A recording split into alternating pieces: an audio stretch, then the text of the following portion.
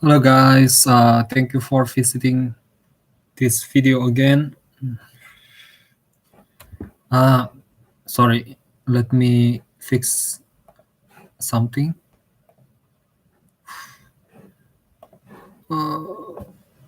Okay, yeah, it was invert. It was at the wrong side before. Okay, thank you very much for visiting this video. Today I want to read some of the stuff I wrote. So it's called SkyGods Saga. It's a story I make in my spare time.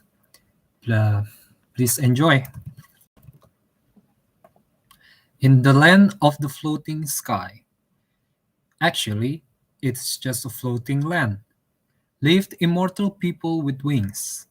People know them as angels or gods, and they enjoyed being worshipped as such.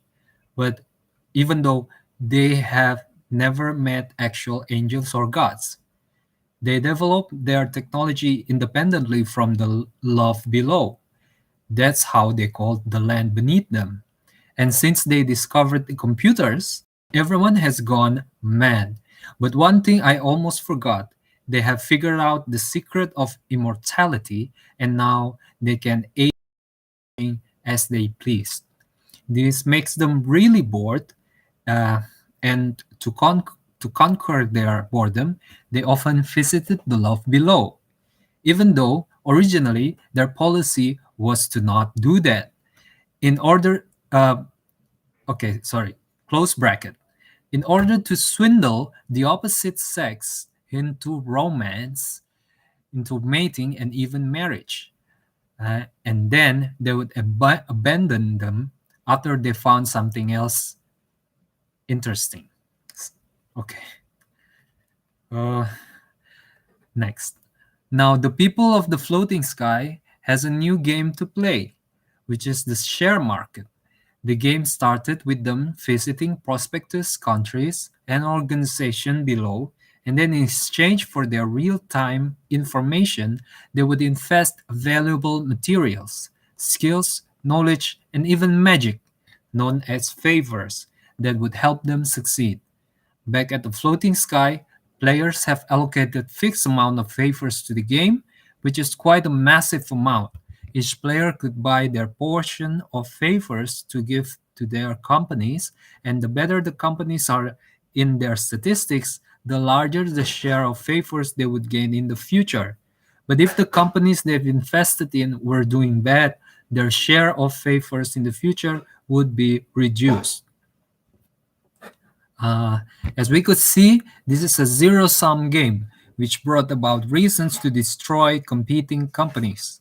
The conclusion of this situation would be that there are some things from the land below that is a commodity for the sky gods, and instead of playing with favors, the share market should should be played for the shares of profits. Okay, the explanation of this is like the gods, they were investing their share of the company, but unlike the real world where shareholders get their returns from profits, they get returns from who's winning, from just the performance and independent of the profits, because the land above or the sky gods, they don't have any use for the f- of of any resources. They don't need resources from the land below. It's just a game from that for them. So that's why I say it's like they don't care whether the level of availability of mutual solutions at the land below increased or decreased. They just played a game. Okay. The next setting would be the Tyrant Mountain. The city of Arcadia is a medieval city where they have raptors as horses. Early citizens of Arcadia were inhabitants of the Tyrant Mountain. A dragon tamer used some juvenile dragons to vandalize the village repeatedly. After multiple conflicts, they were forced to start anew in the current site of Arcadia. So the current site of Arcadia, um, was not it wasn't a village or a settlement. It was a refugee camp, let's say, because the previous place was frequently attacked by dragons. Turned out that the dragon tamer, the one who orchestrated the attacks, was a close friend of some families in the village. He deliberately drove them off, knowing that the Tyrant Mountain contained fast gas.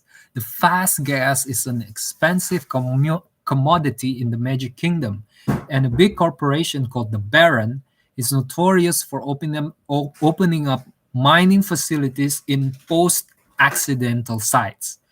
The Dragon Tamer knew that the villagers would defend the village at all costs, so he created problems to gradually accustom them with living in the strategic and fertile line of the current city of Arcadia. So actually the attacks had good intentions behind it.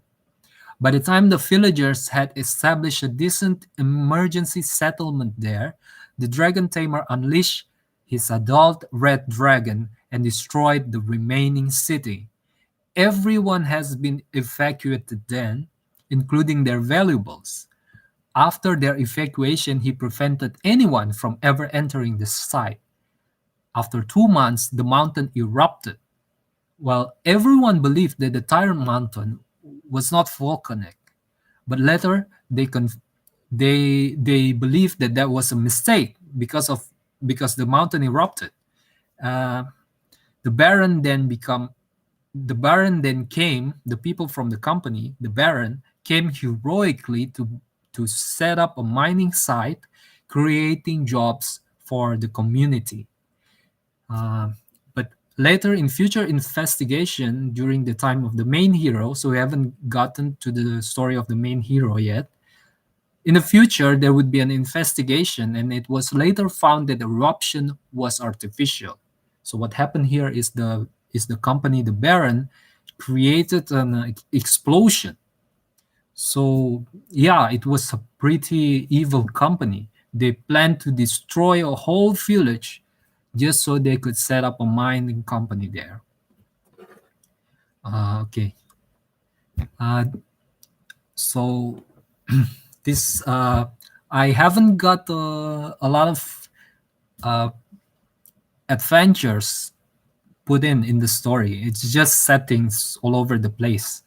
Uh, so if you guys are interested, and if you guys wanted to give me some ideas, you could put it in the comment description below. So the site, my blog is called. Wait a minute. My blog is called, not this one. I have several blogs. This blog is called. I know what the name is, but I just want to be precise. I just want to be accurate. melkiauthor.blogspot.com. melkiauthor.blogspot.com. I have several stories there, and the later stories were unfinished, so because they are long stories. So yeah, you guys please, if there are some interesting stuffs there, but if you but they are unfinished. Okay, thank you very much for watching this video. Okay, you know what, I'm gonna read okay, sorry. Thank you very much for watching this video. See you later in another video. Bye.